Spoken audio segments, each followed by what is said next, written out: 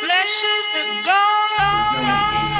Well, Correct. No indication. Let me be very direct. We cannot allow individuals to flee from officers with a loaded firearm aimed at them. When this happens, the outcome is almost always tragic. No one wins, and everyone involved is affected. As I review the sequence of events from yesterday, you'll see exactly how rapidly these things evolve. This is at the dead end of the parking lot back here. You'll see vehicles there now.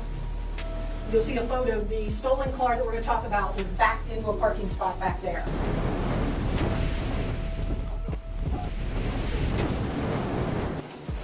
As you can see, this is a stolen Kia. It was stolen out of northern Kentucky yesterday. Prior to those uniformed cars arriving, we had two undercover cars that pulled into that dead end, saw the vehicle. They backed out. They saw that there were individuals inside the vehicle, so they backed out and let the uniformed cars make the approach, which is the tactically sound decision to do. This is body-worn camera from officer number 2. Go ahead, Bobby. He's got a gun! He's got a gun!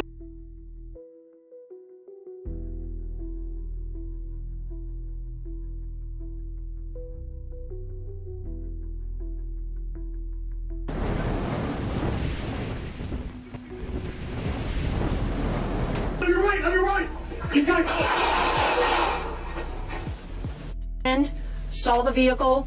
They backed out. They saw that there were individuals inside the vehicle, so they backed out and let the uniformed cars make the approach, which is the tactically sound decision to do. So just to give you an idea, we have the two uniformed cars, we have two officers, there's 4 individuals in the stolen vehicle. All 4 individuals get out and start running, some in different directions. So officers decide which individual they're going to pursue. One officer decides to pursue the individual who we now know had a firearm in his hand. The other officer pursued another occupant that fled from the vehicle, and that'll be significant here in a moment when you see. So this is a still image. Again, I'm going to step out front.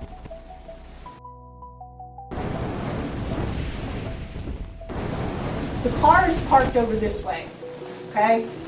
They are chasing the individual. So officer number 1 is chasing this guy right here. Okay, this is the guy we ultimately end up shooting. The other officer, who actually fires the shot on this individual, is chasing a different individual further out this way, in this direction. Okay? One officer decides to pursue the individual who we now know had a firearm in his hand. The other officer pursued another occupant that fled from the vehicle, and that'll be significant here in a moment when you see. Okay, this is the guy we ultimately end up shooting. Okay, this is the guy we ultimately end up shooting. Okay, this is the guy we ultimately end up shooting. The other officer, who actually fires the shot on this individual, is chasing a different individual further out this way, in this direction. Okay? As this officer is chasing him, he sees a firearm in his hand, and he yells, "Gun, gun, he's got a gun." This individual slips, trips, whatever, falls on the concrete right here.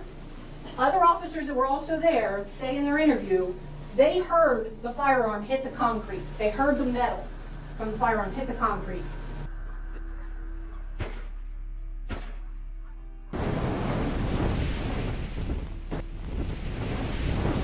This individual gets up, still has the firearm in his hand, and continues to run through the dumpsters.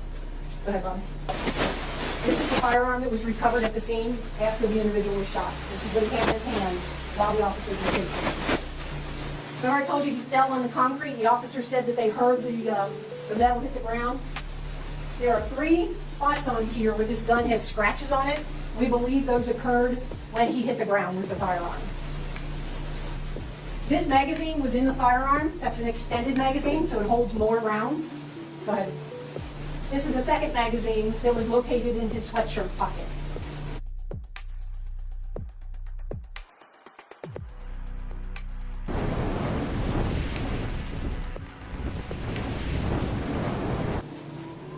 these are some still photos. This is the officer who originally saw him with the firearm in his hand, calling it out. He runs through the dumpsters. This officer knows that there's another officer here that is going to ultimately encounter him when he comes through the dumpsters. So he makes him aware of that. He shouts out to him, on your right, on your right. He's on your right. And that's where this individual comes out from between the dumpsters. This is the other officer, the one who fires the shot. This is his body camera as he approaches the scene.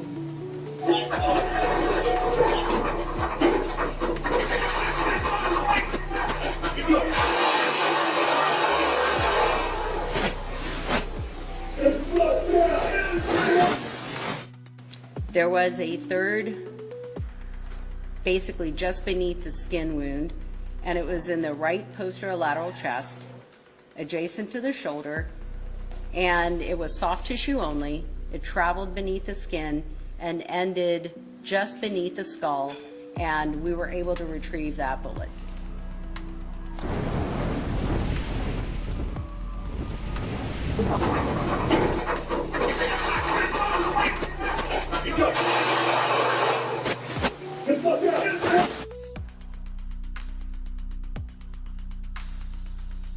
The officer said in police interviews afterwards that during the chase, Hinton had emerged from dumpsters pointing a gun at the officer.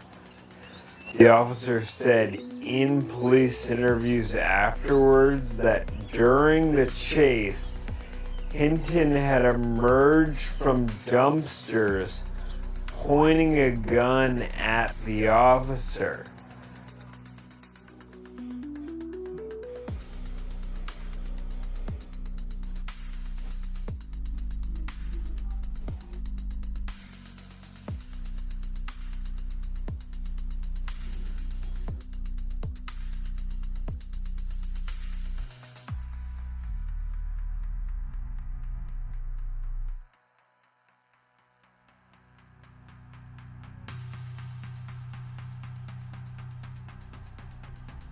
The coroner said the Hamilton County prosecutor served her a subpoena on Thursday, and she believes that is the first one in the county in 40 years. She's talking to us, the media, anyway, because she says misinformation was being shared.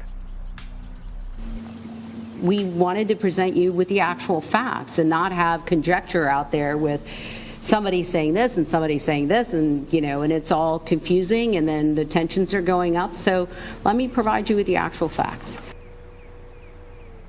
Ryan Hinton was laid to rest on Saturday. His funeral was held in Avondale. Now, the coroner would not share when she will appear before that grand jury. That's something I asked her, because that is the next step in this process.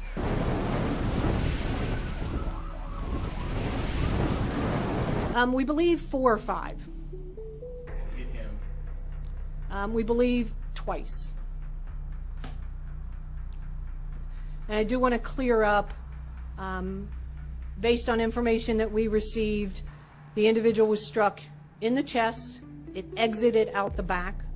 He was struck in the arm. We believe it went through his arm and into his side. So those were the two rounds that hit him. So Mr. Hinton had 3 gunshot wounds to his body, and this is in no particular order, but there was one in the left forearm, and there was an entrance wound and an exit wound, and it was soft tissue injury only. Did not contact any bone, and just skin wounds, entrance and exit. There was a second gunshot wound in the left lateral chest, so underneath the axilla, meaning the armpit, and that one did traverse the chest, and it did traverse through the left ventricle, and it exited the chest near the sternum. Does that mean he was shot from slightly behind?